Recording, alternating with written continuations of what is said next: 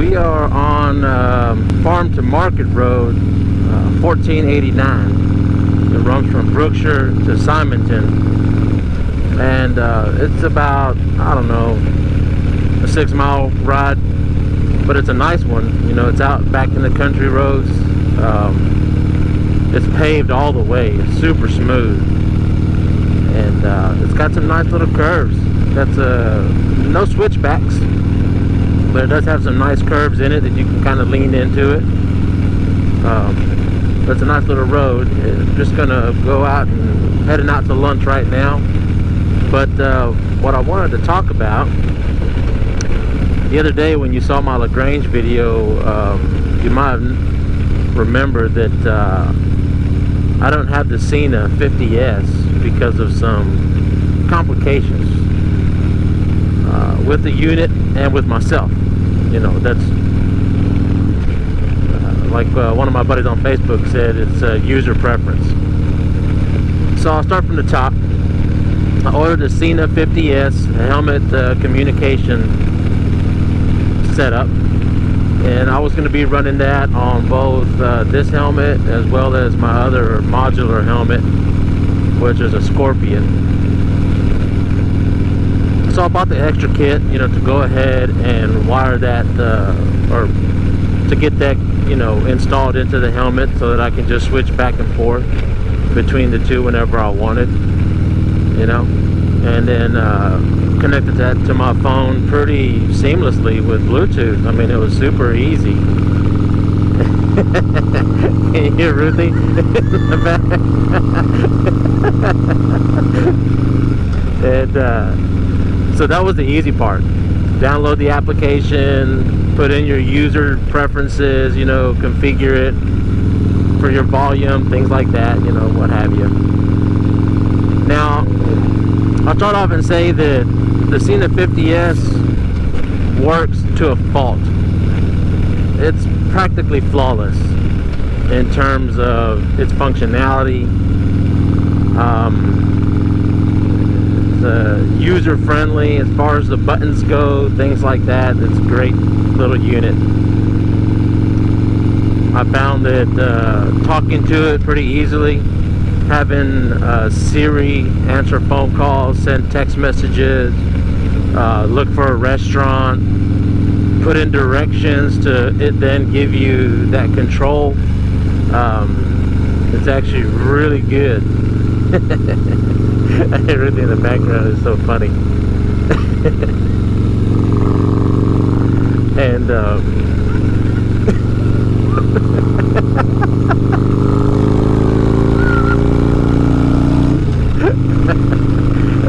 all right, back on track.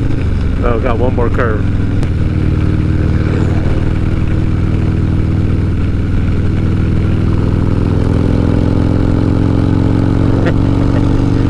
Ruthie freaks out on the curves.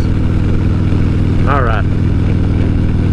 So step one, when I started using it, you know, obviously inside the house, when you put your helmet on your head and you connect to, you know, I was having Ruthie call me and I was talking to her via the headset. That worked great. That's all cool.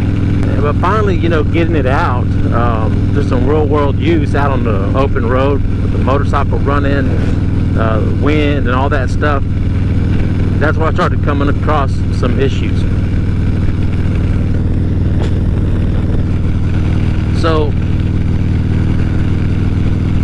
I noticed that when I was playing music, and I used all kinds of applications. I mean, I had iTunes Music, Amazon Music, Pandora, iHeart, Sirius XM. Any music app I used, the volume was just pretty low. I mean, not pretty low, it was undiscernible. I could hear like a whisper. Now, I'll go ahead and let you know a little bit of myself in terms of my hearing. It's not that good. I actually went to a ENT, an ear and nose throat specialist, and I did a test on my hearing, and unfortunately my hearing sucks. So And I kind of noticed that after a concert, I had this ringing in my ear and wouldn't go away. And I thought, man, maybe I damaged it or something that was reversible. And it turns out it's not. I have nerve damage in my hearing, or in my ear. And it's nothing that I can reverse. It's something I got to deal with. And it's something that I need to preserve what I have left. So with that said, you know, not being able to hear that well, and then the volume just not being that loud,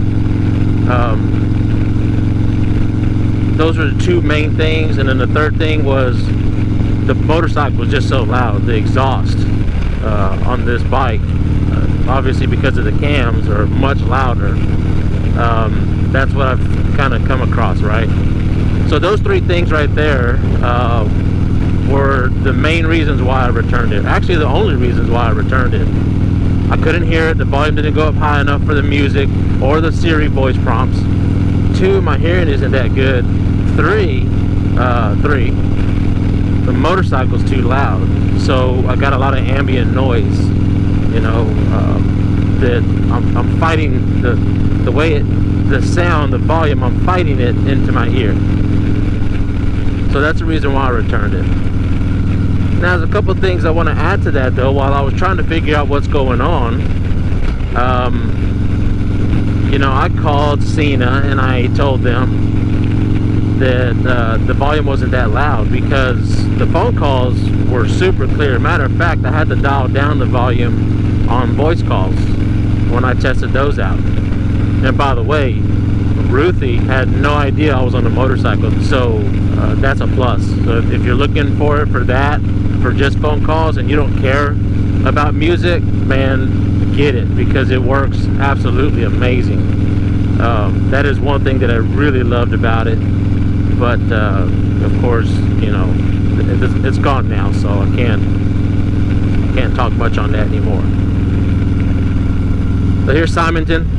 Like I said, it was not very long ride, real short-lived ride, but a nice one, no less, because you get to hear Ruthie getting all crazy back there on the curves.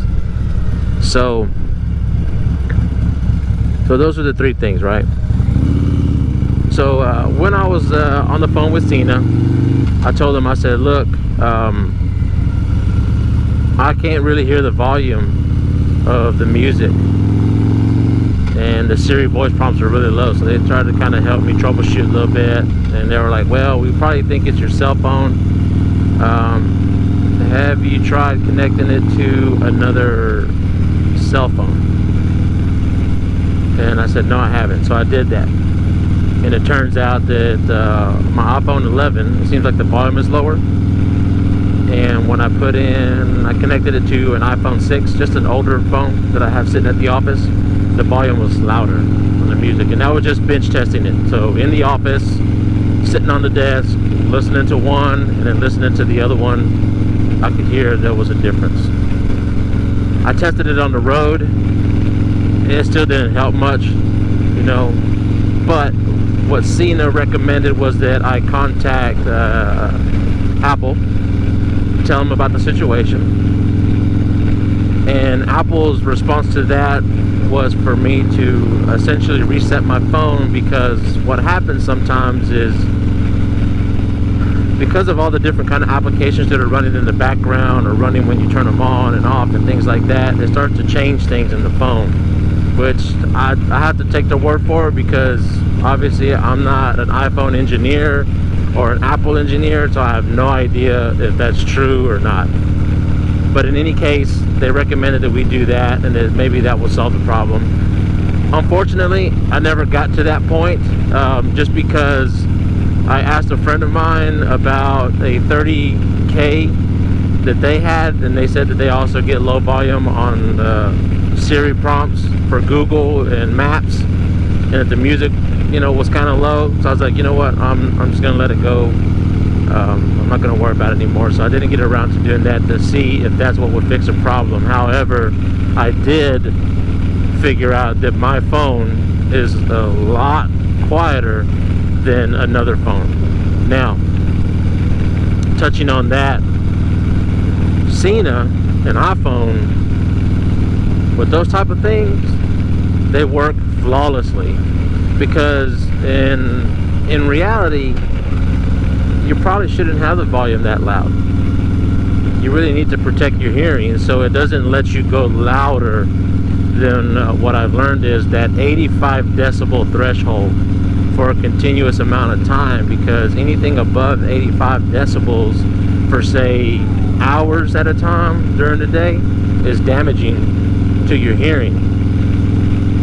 So I think it's set up to where it's always going to play that. Well, 85 decibels on a motorcycle, your exhaust is 90 to 95 decibels, probably even 100, and that's amplified even more when you get on the road because of the wind. So what happens is if you've got 100 decibels of sound,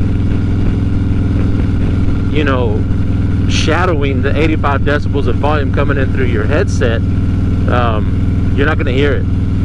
On top of, if you're the type of person that has bad hearing like me, then there's just a trifecta of things going on that are not going to allow you to enjoy having that wireless headset.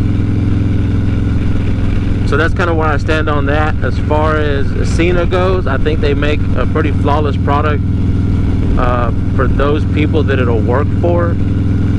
I can't tell you how it'll work for you, but I can tell you the things that personally affect me and my setup, basically, and then you can kind of make your decision based off of that.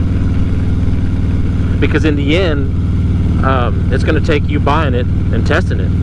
Now, I bought mine through Amazon, so the good part about buying it through Amazon is that I had like 2 months to send it back. But within a month, I knew that it was going to have to go back. It was a little too complicated. I even went as far as buying a set of plug phones where I plug it into the unit and then I put those into my ear, which essentially act as earphones. As earplugs to lower the volume, but it wasn't enough, so I decided to move on. But I just want to let you know what's going on, because you don't see that thing right here sitting off the side of my helmet.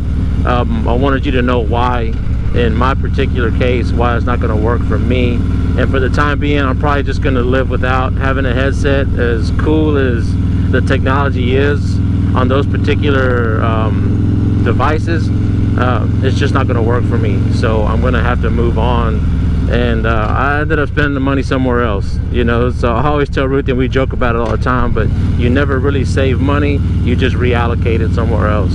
But I'm about to show up to get some lunch, but like I said, I just wanted y'all to know kind of what the deal was with Sena 50S headset and why I sent it back.